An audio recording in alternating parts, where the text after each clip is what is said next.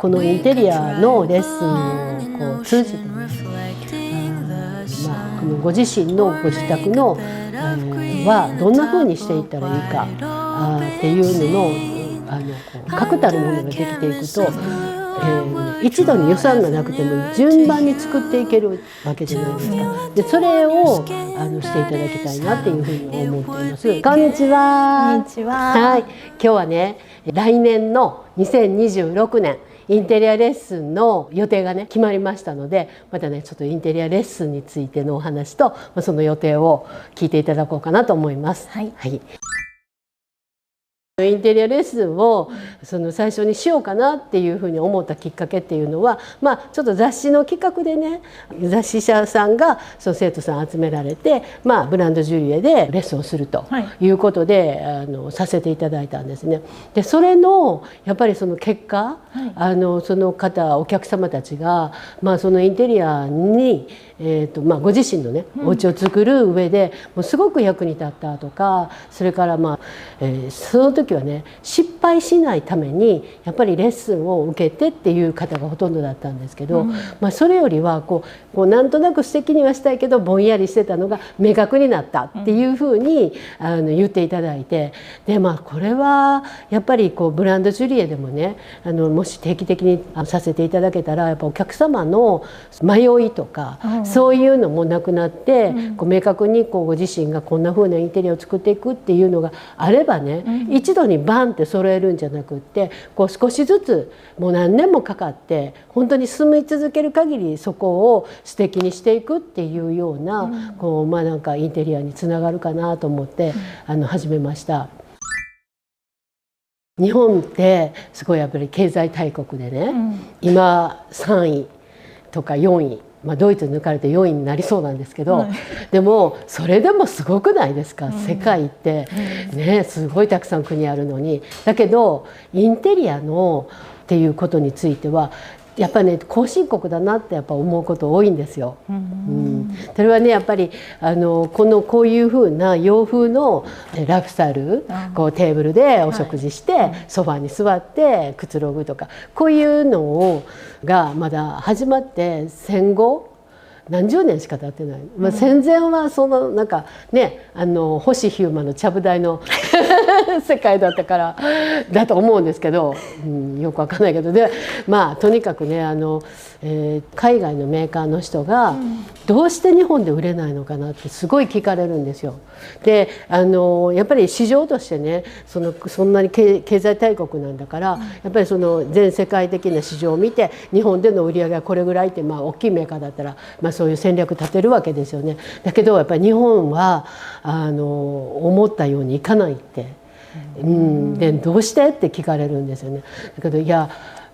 その時私もなんかうまく答えられなかったんですけど、やっぱり日本人ってお家建てましたってなったら普通に家具屋さん行って、で、ここの家具素敵ですねってなったら、そこの家具屋さんで一式揃えて、で、電気はこんな感じ、照明はこんな感じっていう感じで、作ったら、大体それで一応終わりなんですよね。そうじゃなくてやっぱり向こうの特にフランス人とかね、インテリアってあなたにとって何っていうふうに聞くと趣味って言ってるんですよね。だからもう若いカップルがバギーにお子さん乗せて、それで飲みの市とか行くともう一日プラプラしてるんですよ。でそこでランチしてみたいな、インテリアのこのちっちゃいグッズをもう買って帰るか、もう本当に買って帰らない時もあるぐらいだけど、いつもお家を素敵にしたいなっていうふうにね思ってて、もう本当に趣味なんだなって。でこんなふうに作ったのよとか、こんなふうにデザインデコレーションしたからまた来てねみたいな感じでお家に人を呼んでっていうような感じが文化なんでね。でも洋風の生活をするんだったらやっぱりその文化は理解して、それでなんていうんですか、知らないで崩すっていうのはなんかやっぱりちょっと良くないと思うんですよ。知っててこれは本当はこうなんだけど私はそれ必要ないと思うからこういうふうにしましたよっていうふうにしてご自身のものにしていただくのがいいかなと思うんですね。そういうことも含めてね10回でお話ししていきたいなと思ってます。まずね、来年は2月から始めます。でね、今年は日曜日だったんです。日曜日の午前中にしてたんですね。やっぱりお休みの日がいいっていう風なお声たくさん聞いてたんで、でもね、日曜日の午前中ってやっぱり遠方の方来れないし、すごくねやっぱりウィークデーにしてほしいっていうご要望をたくさんお伺いして、で来年は毎月木曜日の午後2時からにさせていただきます。1回1時間半ぐらい、で最初は2月12日の木曜日2時からになります。はい、で、まず第1回目はフレンチインテリアが素敵なわけ。これは大まかにね言うとフレンチのインテリアってミックスなんですよ。こんな風なスタイルで作っていくっていうんじゃなくってご自身の好きなものをミックスしていってご自身のスタイルを作るっていうもう本当に世界でも一二を争う合理的なフランス人の精神に基づいているのかなって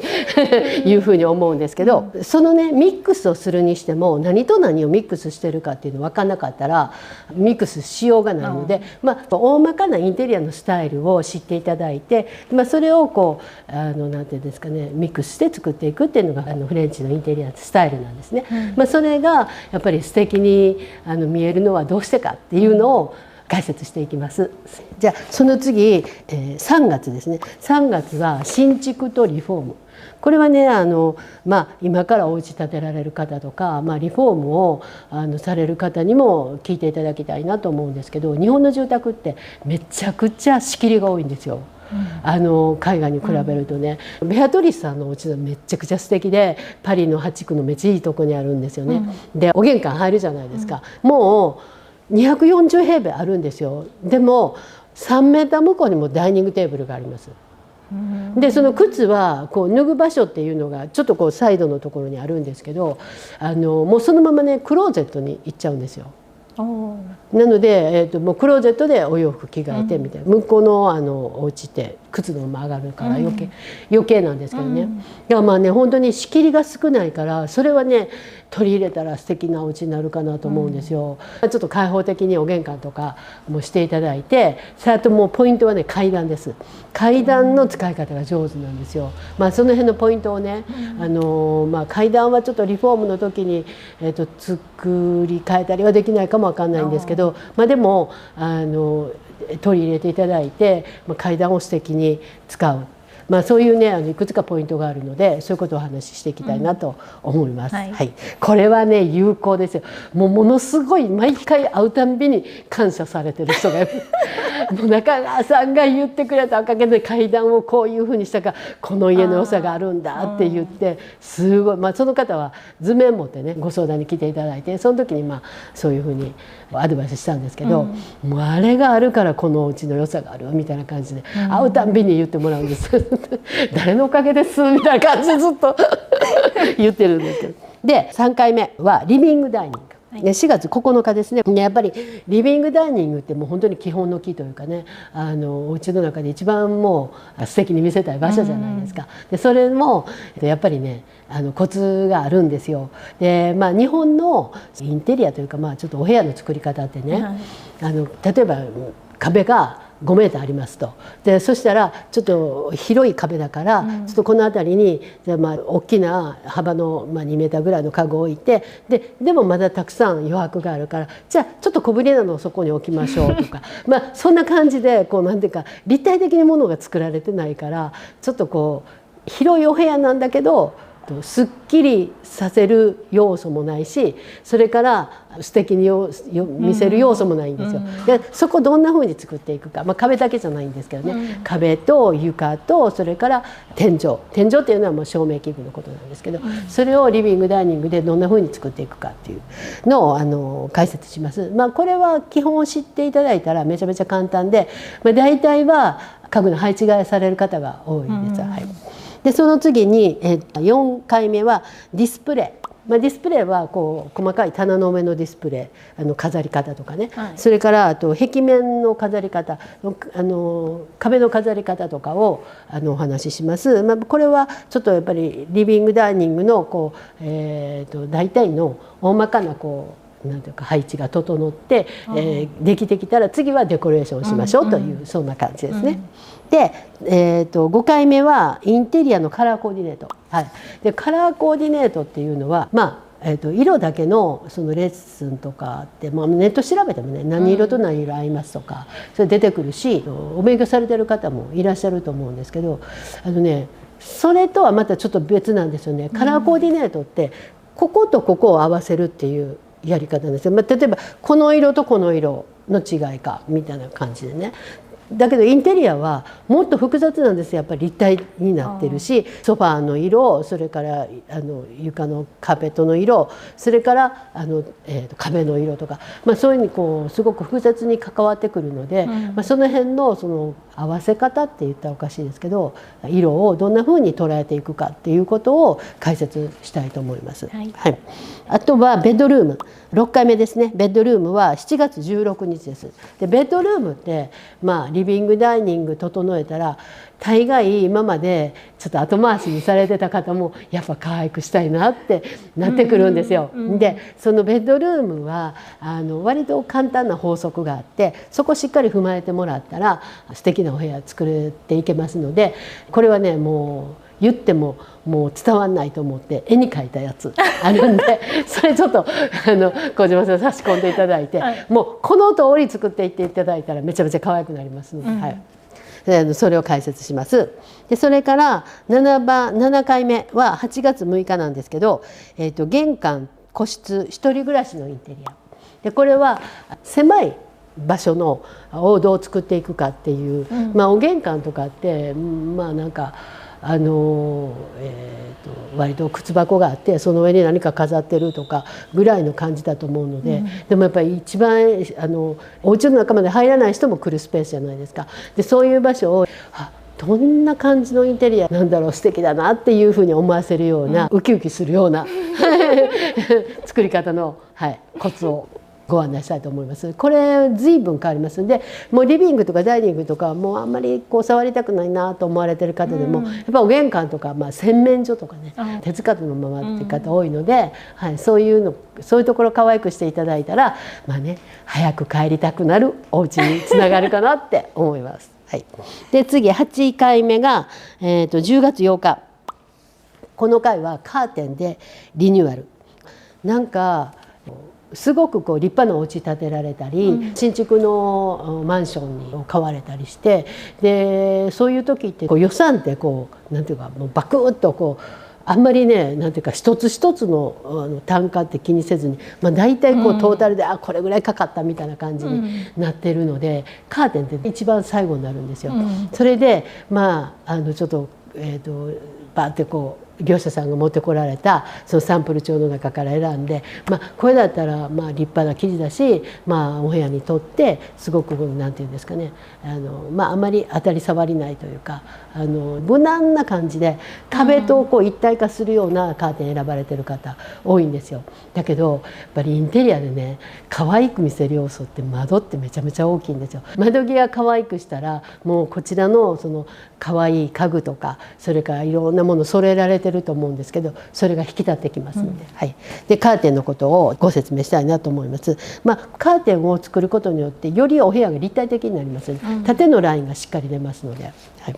であと9回目はフランスのテーブルコーディネート。日本ってすごいテーブルコーディネート盛んな国なんですよ。で本当にイギリス式のしっかりトラディショナルなテーブル作られてたりとか、それから和の感じのとかいろいろね素敵にされてるのもあるんですけど、私相対的に思うのはちょっとやりすぎっていうか、あんまり食べるっていうことに根付いてないなっていう、そのテーブル自体はすごい可愛いんですよ。だけどこれ果たして毎回できないし、それからどなたかが来られるにしたってちょっと違うかなっていうのがやっぱりほとんどなんですね。でフランス人は反対にね、食べるっていうか食っていうことがまずメインにあるから、2年ぐらい前に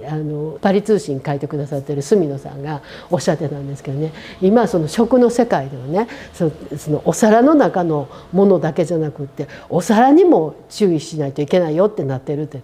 まだそこですかみたいなだけどそのテーブルクロスを使うとかランチョマットを使うとかっていうのはもうね文化で根付いてるんですよね。せっかくお客様来られるんだったらやっぱりおもてなしの気持ちでこう敷くんだよとか、そういうのはあるんですけど、でもなんかこうコーディネートをしてどうとかって今まであんまりなかったんですって。意外ですよね。そうですね。でなんかその食べ物だけじゃなくってお皿にもこだわらないといけないっていうのがスローガンになってるんですよ。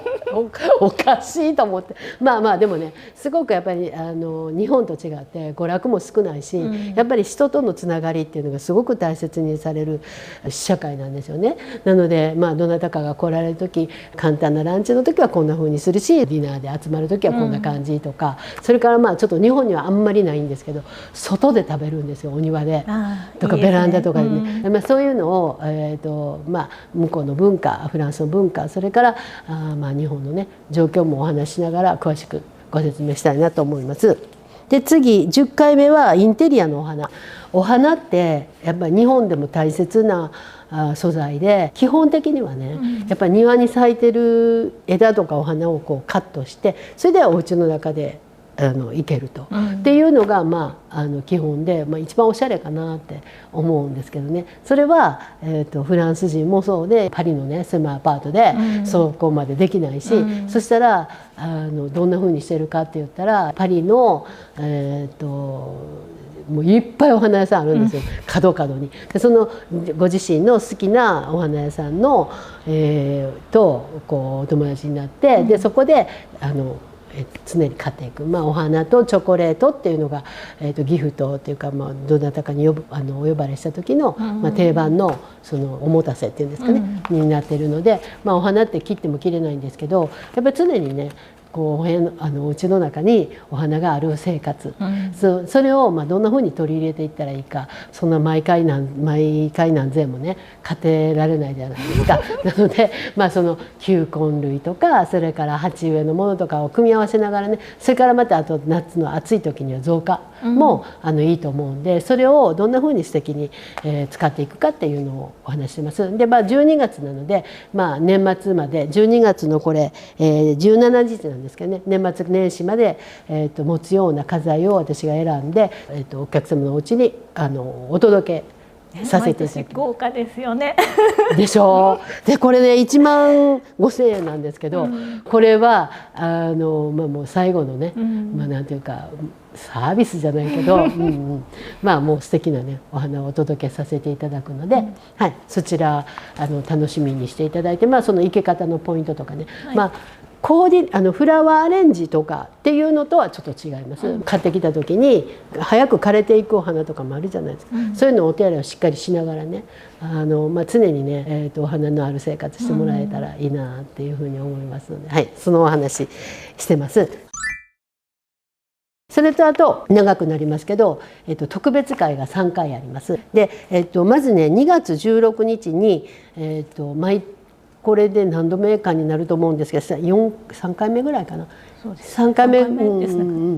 になると思うんですけど、ガーデンズの宮本さんに、講師に来ていただいて、お庭のエクステリアのレッスン、これちょっとエクステリア私もちょっとあんまり素養がないので講師に来ていただいて、お話を伺います。彼女はエクステリアはインテリアの延長ですよって、おっしゃられて、そうなんだって、私ね言葉にはできてなかったんですけど、ガーデンの家具って売れないんですよ本当に。すごくあんまり可愛いのもないっていうのもあると思うんですけど、もう特にねそのなんかお庭で何かしないからっていう、でもねそこに座る機会があんまりなかったとしても、やっぱりお家の中からやっぱり見えてるんですよね。だから可愛くしていただいて、でこう外につながる景色が窓から見えることによって抜け感のあるね素敵なお家ができたらいいかなと思うので、これは必見です。もう彼女はもう高松にショップあるんですけど、もう全国飛び回られてて、でイギリスのそのなんていうかエクステリアので金賞何度も取られてるんです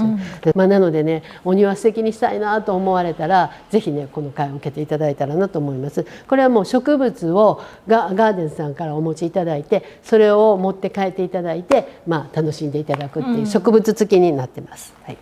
であと輸入仕入れのノウハウ徹底解説、これはねあんまり、受講者少ないんですけど、普通にちょっと起業してインポートのものを取り扱いたいっていうふうに思われてる方用に解説していきます。でこれはね誰も教えてくれないんですよどうやって輸入したらいいかとか。そうですね、で私は試行錯誤しながら失敗しながらやってきたんですけどね、それを、なるべくねそういうことないようにスムーズにやっていただけるように、例えばねお紅茶の先生、なんか日本に輸入されてるものだけでもいいんですけど、やっぱりね海外で流通してるものとでも香料の付け方とか違うそうなんですよ。やっぱりこういうのが欲しいっていうふうに思われてる方と輸入してみたいなって。でもお土産でちょっと買って帰るぐらいではそう教室では使えないじゃないですか。でやっぱり生徒さんにも買っていただいて、お家で楽しんでいただくってなったら輸入したいなっていうことになるんですけど、ハードル高いんですよ。紅茶って簡単に言ってももう食品になりますしね、そういうので断念されてる方多いですし、あとインテリアの雑貨系のものをね、入れたいなっていうふうに思われてる方とか、品目によって、少しずつ違うので、それはもう受講していただいた方にね合わせてなるべくそこを詳しく解説して、していきたいなっていうふうに思いますし、あとおつなかさんって言って輸入してくださる業者さんね、運送会社さんですね、そこももう本当にうちも何十年もお願いしているところがあるので、もうご紹介もできますし、はい、あ